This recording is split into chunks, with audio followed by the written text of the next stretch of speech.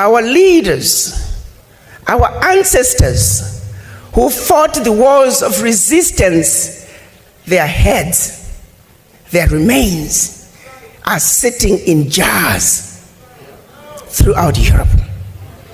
And the same people have the audacity to come to Africa and talk to us about human rights.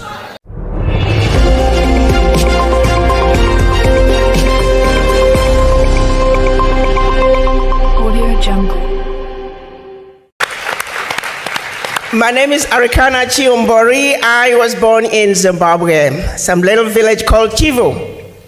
Came to this country to go to college on the first degree in general chemistry and a master's in organic chemistry, went on to medical school, then did a residency in general surgery and family medicine, practiced medicine for 25 years until one night.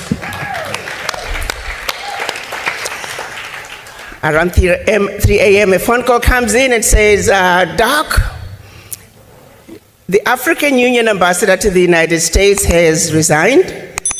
She was going to be running for president of her country, and that we would want you to be the next African Union ambassador to the United States. Now keep in mind, I am a scientist through and through. So who in their right mind would want me to become an ambassador in Washington? I thought that was a joke and it was laughable. Well, I fought it for about 6 months, but because being an African, after a while I had to listen to my elders. So I figured, okay, if you think you're putting a joke on me, the joke is on you, because I'm going to only go to Washington for 6 months and then I'll come back. And I'll tell my elders that I tried, but I couldn't do it. But something happened during the first 4 to 5 months. And mind you, I'm staying in a hotel because I knew I wasn't going to get into a contract, renting or buying, that I wasn't going to last. But what was very disturbing was the disrespect that was so blatant. I would be sitting in meetings initially, because you know, as a doctor, you're always a doctor no matter where you are. And I thought it was really quite humorous sitting with all these big diplomats, and here I am, a medical doctor, and I'm supposed to be useful. I'm busy diagnosing them, you know, you got a thyroid condition, you are bipolar, and I got a pill for you. I'm not really paying attention to the deliberations, because I don't think politicians accomplish much anyway. So it was more important to diagnose them, their medical conditions. But every now and then somebody will say something and I'm like, wait just a minute, did they just say that? You know? And one particular event, there was a whole team of African ministers, and one particular leader of a particular department in Washington started raising their voice and screaming and yelling at them. You Africans, you will never speak with one voice. This document over here is going to be a piece of paper 20 years from now. I said, okay. So we got all the ministers here. Somebody say something. It wasn't my show. I was like third. You know how you sit, you got your team leader, and then according to rank, I was number 3. So clearly I wasn't supposed to speak. I waited for those who were supposed to speak. They did not. More and more of those situations became apparent to me. And I remember 5 months into my stay in Washington, I called home and I said, well, you know what, guys, I'm going to hang around a little bit longer. There were a few, you know what, that needed a good kicking. And that I was going to hang around until they ran me out of Dodge, and that's exactly what happened.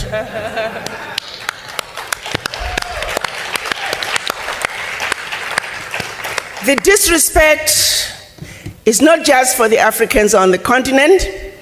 The disrespect is for black people around the world. The abuse is not just for Africans on the continent. The abuse is for black people wherever you find us. I'm going to share with you some basic facts. You see, our story is a simple one. Our story is of truth and facts which are two constants that do not change. And all we need to do is give the world an overdose of our truth and insist on it. As we speak today, I'm going to take you back centuries, long before the children of Africa were taken out of Africa as slaves. There was some serious resistance when the occupiers from the West came to Africa, contrary to what some might think. They didn't just give up their children, but the fighting began long before slavery.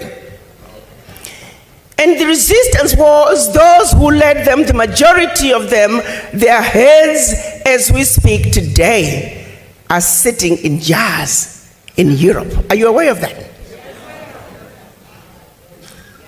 Our leaders, our ancestors who fought the wars of resistance, their heads, their remains are sitting in jars throughout Europe. And the same people have the audacity to come to Africa and talk to us about human rights. But what's even more disturbing is that we entertain them and we don't remind them of these skeletons in their closet.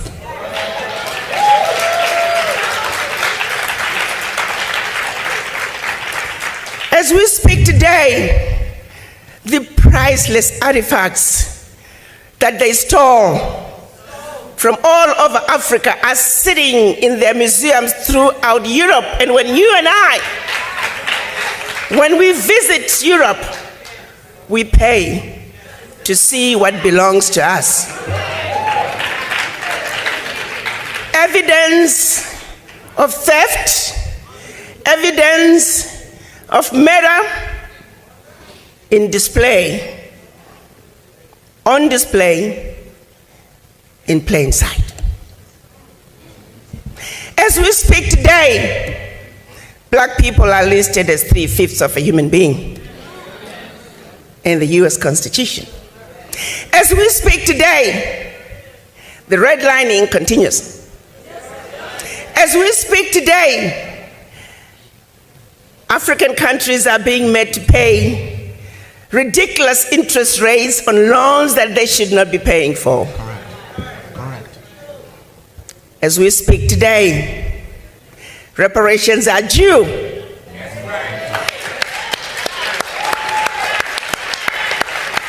Everybody else has been given reparations, expect us. The question then becomes, what is wrong with this picture? Why aren't you and I standing up and demanding that what is right must be done?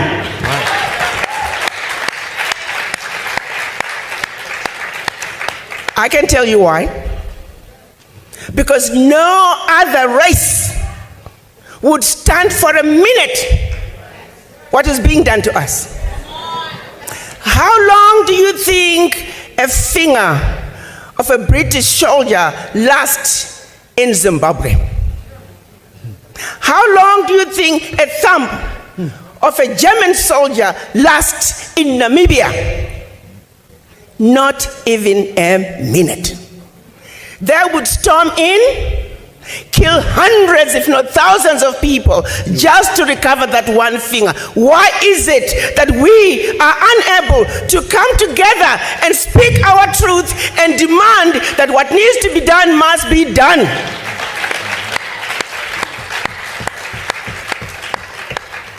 It's because they defeated us where it matters the most, which is the mind.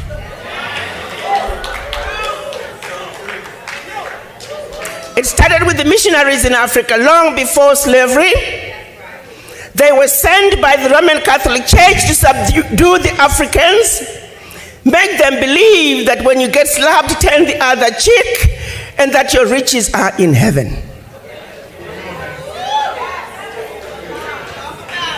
So by the time they followed with the colonizers to reap and rape Africa, we were already brainwashed. We were meant to believe everything African was bad and undesirable, and everything European was better. And the same brainwashing continued as our children were taken out of Africa enslaved. It continued on the plantations, color gradations, light-skinned versus dark-skinned, field workers versus kitchen workers. To this day, we suffer from the legacy of slavery and the legacy of colonization. For how long are we going to continue to suffer from this affliction? For it is singularly the reason why we are not able to come together just like other races and nationalities have done in this melting pot that is the United States of America. When you ask for the voices of the Irish Americans loud and clear, Jewish Americans loud and clear, German Americans, Italian Americans, Chinese Americans, Indian Americans, their voices are loud and clear.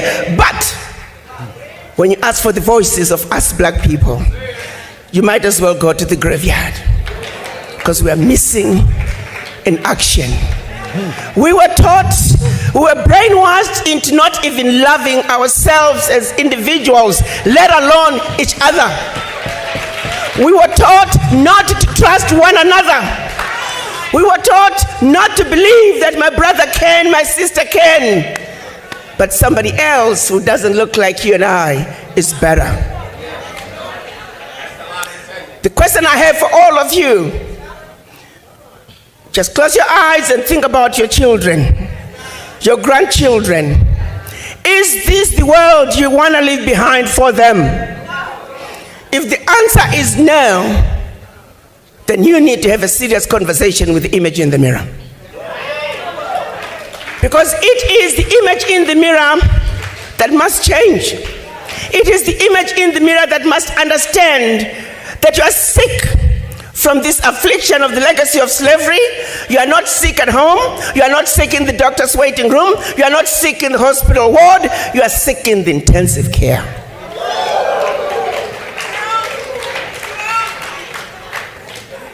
How long are we going to continue to support other people's agendas?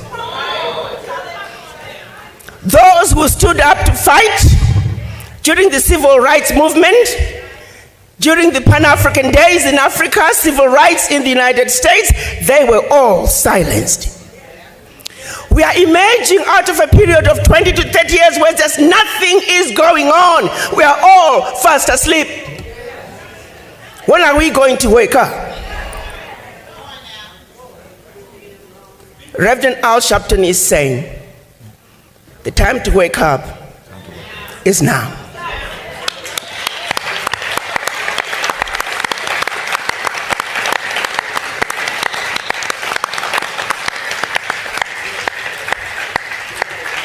Reparations now. We know all the companies that benefited from slavery. We have their name. We have the list. They must pay.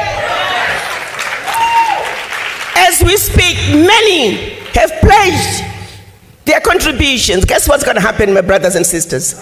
Because we are not organized, we will never realize those funds. And they will hide behind, oh, they are disorganized. They don't know what they are doing. I am now going to be asking Reverend Al Sharpton to lead us as we demand those reparations. We need to register a global Pan-African fund that can make sure that we have development in black communities where it belongs. Those funds must be organized. Those funds must be paid for. Reparations for black people now.